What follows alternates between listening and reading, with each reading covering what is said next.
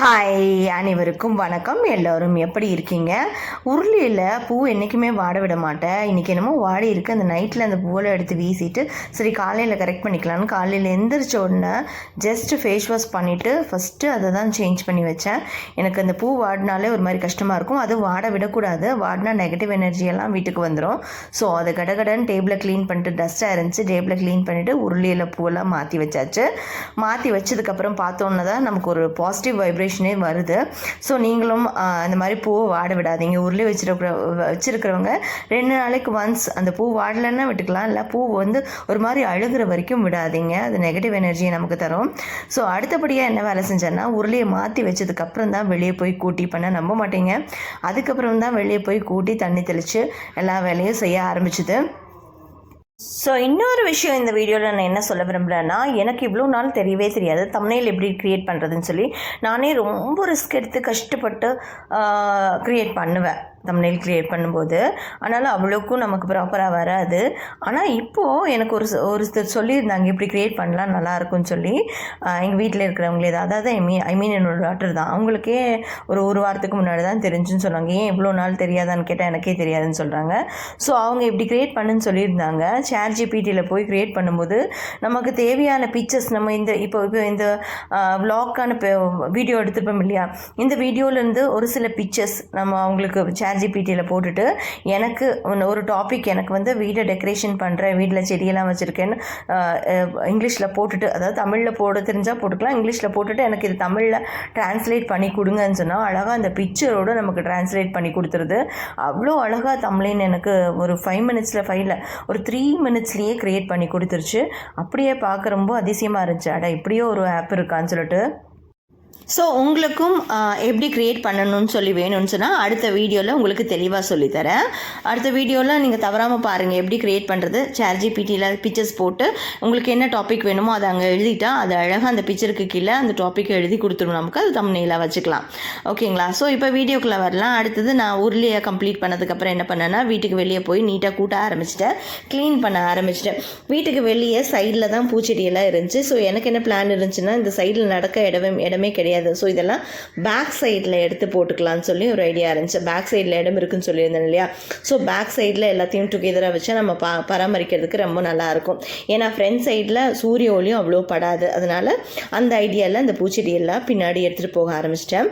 So புதுசாக ஒரு அரளி செடியும் அப்புறம் வந்து ஒரு டெக்கரேஷன் செய்ய அந்த பூ பேர் எனக்கு தெரியாது, அதுவும் கொண்டு கொடுத்துருந்தாங்க. ஸோ அதையும் பேக் சைடில் நட்டு வச்சிடலான்னு சொல்லி வெளியே இருந்ததெல்லாம் பின்னாடி எடுத்துகிட்டு போயாச்சு. ஸோ இது எப்படின்னா இந்த ஃப்ரிட்ஜுக்கு வந்தாச்சு. ஃப்ரிட்ஜ் வந்து ஒரு 20 இயர்ஸ் ஆகிடுச்சு வாங்கி, லைட்டாக துருப்பிடிக்க ஆரம்பிச்சிருச்சு. ஸோ அந்த காலத்தில் கெல்வினேட்டர்னு சொல்லுவாங்க, அந்த பிராண்ட் தான். ஸோ அதை ரொம்ப ஃபேமஸ் ஆனது. இது வரைக்கும் ரிப்பேர் ஆனதே இல்லாததான் அதிசயம். ஒரு நாள் கூட ரிப்பேர்னு சொல்லி நான் வந்து கடைக்கு கொண்டு போனதே கிடையாது. ஸோ அடுத்தபடியாக என்ன செஞ்சேன்னா கடகடன்னு சமையல் வேலையெல்லாம் ஆரம்பிச்சிட்டேன். மதியத்துக்குமே காலையிலேயே சமைக்க ஆரம்பிச்சிட்டேன். ஃபஸ்ட்டில் என்ன பண்ணிட்டு இருப்பேன்னா முதல்ல காஃபி தான் குடிப்பேன், காஃபி ஒரு டீ குடிப்பேன். இப்போ வந்து அதை அவாய்ட் பண்ணிவிட்டு கொஞ்சம் சுடுதண்ணி குடிச்சிட்டு அதுக்கப்புறமா தான் நான் டீயோ காஃபியோ எடுத்துப்பேன். ரொம்ப நல்லது. ஆனால் நல்ல பழக்கங்கள் நம்ம தான் சீக்கிரம் எடுக்க மாட்டோமே. அடுத்தபடியாக சமையல் வேலையெல்லாம் மடமடன்னு முடிச்சாச்சு.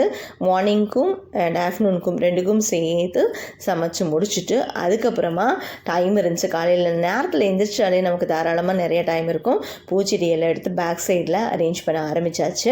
என்றைக்குமே பேக் சைடில் நான் சொல்லியிருக்கேன் இல்லையா, ஓனோட திங்ஸ் எல்லாம் நிறைய இருக்குதுன்னு சொல்லி. அவர்கிட்ட கேட்டுமே அவர் வந்து வெளியில் ஒரு குட்டி ரூம் போட்டுட்டு ஒரு 1 வீக்கில் போட்டுருவேன். ஸோ போட்டுட்டு அந்த திங்ஸ் எல்லாம் நான் எடுத்துக்கிறேன். அது வரைக்குமே இங்கே இருக்கட்டும்னு ரெக்வஸ்ட் பண்ணி கேட்டுக்கிட்டாரு. ஸோ நம்ம அதுலேருந்து இல்லைன்னு சொல்ல முடியாது இல்லையா. ஸோ லெட் இட் பீன்னு சொல்லிட்டு அது அங்கேயே இருக்கட்டும்னு சொல்லிட்டு சரி இப்போத்துக்கு இருக்கிற இடத்துல நம்ம இந்த பூவில் அரேஞ்ச் பண்ணி வச்சுக்கலாம்னு சொல்லிட்டு அரேஞ்ச் பண்ணி வச்சதான். இது பாருங்கள் ரொம்ப பட்டு போச்சு இல்லை இந்த பூ. இதை பிச்சு எடுத்துகிட்டு அதில் புதுசாக நம்ம பூ செடி நட போகிறோம். அப்புறம் பொங்கலுக்கு வாங்கிட்டு வந்த இஞ்சி இருக்கு இல்லையா, அந்த இஞ்சி ரொம்ப நாள் அப்படியே இருந்துச்சா, அதில் அது விதைச்சி வந்திருக்கு வெளியே. ஸோ அதையும் போட்டு பார்க்கலாமே வருதா இல்லையான்னு பார்க்கலான்னு சொல்லி அதையுமே போட ஆரம்பித்தாச்சு. இப்படி போட்டு அழகாக வெளியில் ஒரு 5-6 பூச்செடின்ற அளவில் வந்துருச்சு. 2 இருந்தது, இப்போ 2 ஸோ பேக் சைடில் ஓனரே சொல்லியிருக்காரு, அவரோட திங்ஸ் எல்லாம் எடுத்துகிட்டு ஒரு கம்பி வலை மாதிரி போட்டு கொடுத்துட்றேன், நீங்கள் அங்கே என்ன வேணால் ஆர்கனைஸ் பண்ணிக்கோங்கன்னு சொல்லியிருக்காரு. ஸோ அதை பார்க்கலாம், அவர் செஞ்சு தருவார் கண்டிப்பாக. ஓகே, அதுக்கப்புறமா மறுபடியும் ஞாபகப்படுத்துறது என்னென்னா, தம்ப்நெயிலை பற்றி தான். அடுத்த வீடியோவில் நான் தம்ப்நெயிலை பற்றி உங்களுக்கு தெளிவாக ஒரு ப்ராக்டிக்கல் கிளாஸோட, அதாவது ப்ராக்டிக்கலாக எப்படி பண்ணணும்னு சொல்லி உங்களுக்கு தெளிவாக சொல்லித்தரேன். மிஸ் பண்ணாமல் அடுத்த வீடியோவை நீங்கள் பாருங்கள். ஓகே, தம்ப்நெயில் க்ரியேட் பண்ணுறது இவ்வளோ ஒரு ஈஸியான்ற மாதிரி இருக்கும். ரொம்ப கடினமான வேலைன்னு நான் நினச்சிட்டு இருந்தேன். ஆனால் இட்ஸ் வெரி ஈஸின்றது தம்ப்நெயில் க்ரியேட் பண்ணதுக்கப்புறம், அதாவது ChatGPT மூலயமா க்ரியேட் பண்ணதுக்கப்புறம் தான் எனக்கு தெரிய வந்துச்சு. எனக்கு தெரிஞ்சதை நான் உங்களுக்கும் சொல்லித்தரேன். தவறாமல் அடுத்த வீடியோவில் பாருங்கள். அடுத்த வீடியோவில் நம்ம சந்திப்போம். வாழ்க வளமுடன்.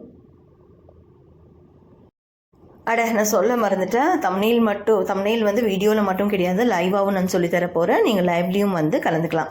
அதாவது நீங்கள் என்னோடய சேனலை சப்ஸ்கிரைப் பண்ணி வச்சுக்கோங்க. அப்போ நான் எப்போலாம் லைவில் வரேன்னு உங்களுக்கு தெரியும். அந்த டைமில் நீங்கள் வந்து லைவில் பார்த்தாலும் லைவில் கற்றுக்கலாம். ஓகே, வாழ்க வளமுடன்.